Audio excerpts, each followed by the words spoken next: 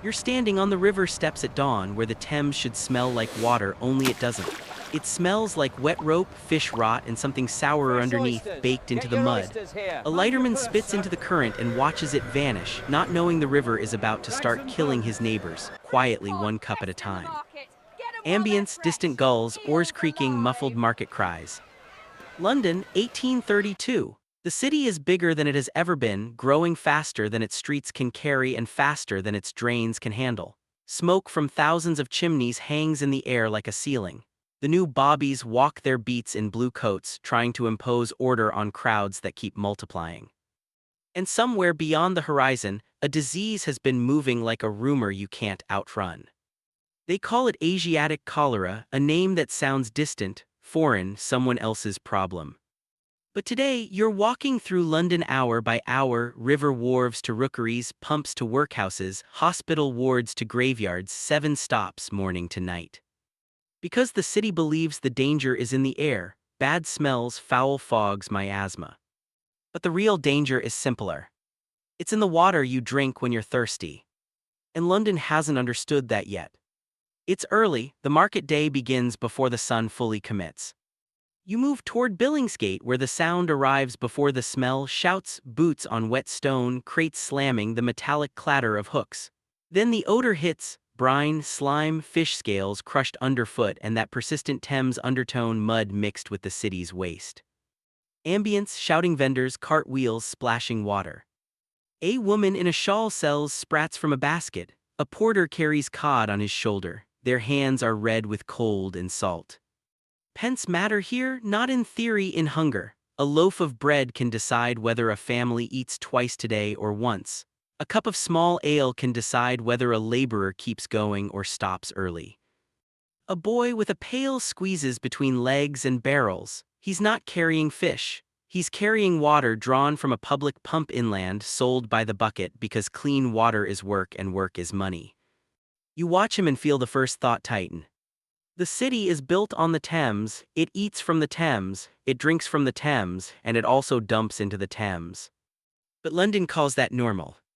Somewhere upriver, a sewer mouth burps into the current. In the shallow brown water, the surface film moves like oil. No one looks directly at it for long. No one wants to believe the river can be both lifeline and weapon. Not yet. Mid-morning you find a public pump, iron handle, wooden trough, a small queue. A woman fills a jar, a laborer takes a fast drink from his hands, a child splashes the overflow and laughs. The water tastes fine, they say, colder than the air, cleaner than the river because it came from a pump not straight from the tide. But London's water is not one system. It's a patchwork: wells, pumps, private companies, river intakes, stored cisterns. Some people get clearer water, others get whatever reaches them.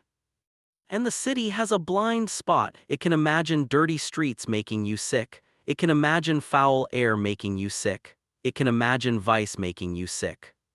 But it struggles to imagine invisible contamination, something you can't smell, can't see, moving through water and striking like a trap. So the pump remains a social center. Gossip passes faster than any disease. Someone mentions cholera in a hushed voice. Another shrugs. Bad air, they say. A foreign plague, keep your windows closed. If the threat is the air, why do the cleanest houses still lose people? No one has that answer yet. By midday the sun lifts higher and warmth makes everything louder, the flies, the smells, the anger. You turn down a narrower street where the city's waste becomes visible. A backyard privy leaks into a shallow pit, a ditch runs along the edge of the road. A thin stream, gray, slow, finds its way toward a drain and toward the river. A cart arrives with men who do a job most Londoners refuse to talk about. They work late when they can, but the need is constant. Buckets, lids, rope, a practiced rhythm, waste hauled out, sloshing heavy. The smell is immediate and physical. It isn't just unpleasant, it coats your throat. And it confirms what London already believes. Of course, disease comes from filth and stench. The proof is all around you. So when cholera arrives, the city focuses on what it can control. People scrub doorsteps, they scatter lime, they burn tar, they keep vinegar cloths at the nose, they open windows for fresh air or nail them shut to keep the poison out. The city fights cholera with smell.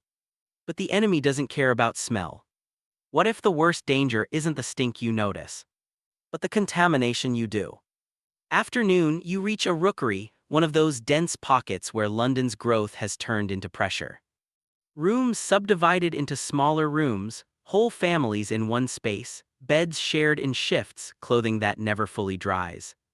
Visual tight stairwells, damp walls, ragged blankets, faces half-lit by a window. You feel the heat of bodies packed too closely and the sour mix of sweat, coal, smoke, cheap gin, boiled cabbage. A mother waters down broth for her children. A man comes home from a workshop with hands blackened by labor, leather, coal, ink, whatever the city demands that day. There is no buffer here, no savings, no distance. Cholera doesn't strike evenly. It finds the places where clean water is least reliable, where waste is closest, where people can't afford to flee. A neighbor whispers about someone who collapsed in the night, vomiting, cramps, skin turning cold, lips tinted blue. A body can look like it's fatting while it's still alive. And then comes something darker than disease, suspicion. When people don't understand a killer, they invent one they can see. They blame doctors, they blame officials, they blame outsiders, they blame the poor themselves. You can feel that energy here, anger that comes when suffering feels targeted and explanations feel like lies. When a disease hits hardest where life is already hardest, how do you convince anyone it isn't deliberate? Late afternoon, you pass the walls of a workhouse, brick, stern, practical, a building designed to make poverty manageable and unattractive. Inside, bodies are already weakened, malnutrition, exhaustion, chronic illness. A new disease doesn't arrive to a blank slate, it arrives to a population already frayed. Outside, an official notice is pasted, advice for preventing cholera, cleanliness, ventilation, remove filth. Visual handbill fluttering on a wall. Local boards of health become visible in the streets, inspectors, officials, men with authority and no certainty. They clean, they fumigate, they instruct. But the cases keep appearing. And here the tension climbs, because London still doesn't have the key insight that later generations will treat as obvious, that contaminated water can carry death from house to house. So every effort feels like it's missing the target by inches. People begin to choose extremes, either total obedience to sanitary rules or total rejection, because if the rules don't work, what are they for? If every cleansing ritual fails, what does the city do next, reform or blame? Dusk approaches, the light turns gray and thin. You enter a hospital ward, beds close together, sheets damp, the air sharp with vinegar and fear. Ambience, coughs, murmured prayers, distant footsteps. Music sparse, unsettling. Visual, lamplight on pale faces, a basin of water shaking hands. Cholera is not like a fever that lingers for days, it can be fast, violent, the body empties itself until there's almost nothing left to empty.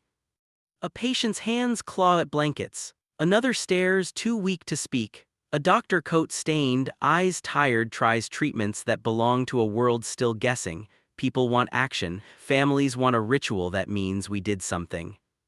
Outside the ward, a relative begs for water. Water. The very thing that can be fatal if drawn from the wrong place. The doctor warns about bad air. He orders windows opened or shut depending on his theory. He insists on cleaning. He offers certainty because that is part of the job. But certainty is in short supply. What happens to a society when expertise can't explain the pattern, and the pattern keeps killing? Night falls, London changes character after dark. The streets dim into shadows, lamps are few, the city becomes pockets of light in a sea of black. Inside homes, tallow candles burn with a greasy smell, families eat what they can, bread, broth, maybe a bit of ale if money allows. And then the bells. Not celebratory bells, bells that mark another death. Cholera changes funerals, burials become hurried, bodies are moved quickly. People whisper about pits, about graves dug fast because the dead are arriving faster than ritual can handle. That speed creates more fear, not less. People suspect bodies are being hidden, mishandled, treated like cargo. Grief turns into suspicion because suspicion feels like control. The city is tired, the poor are exhausted, the wealthy are anxious.